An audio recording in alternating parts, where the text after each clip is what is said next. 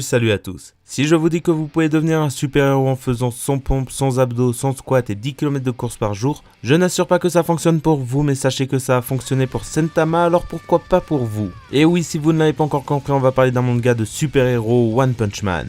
Le manga de One a commencé à être publié en tant que web-série sur le site de ce dernier à partir de 2009, avant d'arriver en manga en 2012 au Japon et en 2016 en France pour 12 et 6 tomes à ce jour. Mais comme pour My Hero Academia, je pense que si vous connaissez ce manga, c'est plus grâce à son animé. Et là, je suis obligé de reconnaître que cet animé est vraiment très cool. Saitama est un jeune chômeur qui n'est pas épanoui dans sa vie. Mais un jour, alors qu'il rentre chez lui, il croise un homme crabe qui est à la recherche d'un enfant à tête de cul. Refusant que la créature tue l'enfant, Saitama l'affronte et réussit à terrasser la créature.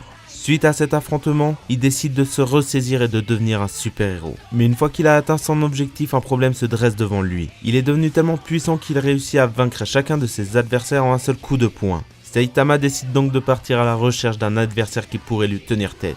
Ce manga est juste du grand n'importe quoi. L'histoire est juste inexistante, Saitama est plat, et que dire de plus à part que j'adore ce manga. Ça peut paraître fou, mais ce manga est tellement loin des codes classiques qu'il en devient génial. Alors que si on regarde bien, rien n'aurait pu prévoir un tel succès. Je ne parlerai pas trop des dessins car de base le manga a été publié sur internet avec les dessins de One. Et comment dire ?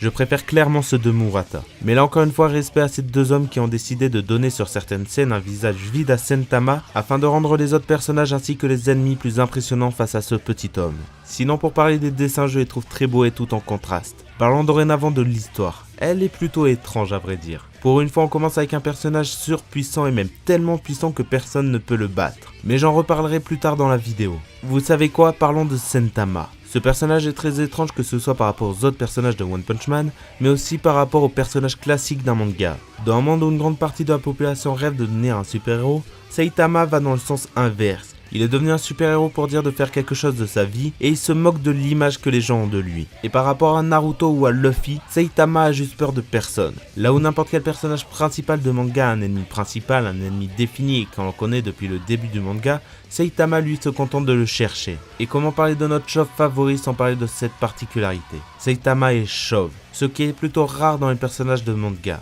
Mais Saitama est aussi surpuissant, ce qui est également rare pour un personnage au début d'un manga. Et ben pour la première fois en vidéo, je vais vous parler d'une théorie qui pourrait créer un lien entre les problèmes capillaires de notre ami et sa force surhumaine. Mais je préfère vous prévenir qu'une fois que vous aurez entendu cette théorie, vous ne regarderez plus Saitama de la même façon. Donc si vous voulez continuer à apprécier One Punch Man de la même façon, je vous conseille de quitter cette vidéo. Si c'est tout bon, allons-y. One Punch Man raconterait le combat d'une personne contre la maladie du cancer. Et pour aller plus loin dans cette théorie, Saitama serait atteint du cancer, ce qui expliquerait le fait qu'il soit chauve. Et si vous ne comprenez pas le lien avec le fait qu'il soit surpuissant, eh bien chaque ennemi que croise Saitama serait la représentation d'un remède au cancer. Donc le fait qu'il les batte tous signifie qu'aucun traitement n'a d'effet sur lui, ce qui explique pourquoi il est tant à la recherche d'un ennemi capable de le battre. Car s'il perd, cela signifie qu'il est dorénavant guéri. J'espère ne pas vous avoir trop gâché le fait de lire One Punch Man car ce manga est vraiment génial et original. N'empêche que je vous laisse repenser à chaque combat de Saitama mais en mode combat contre la maladie. Allez, ciao.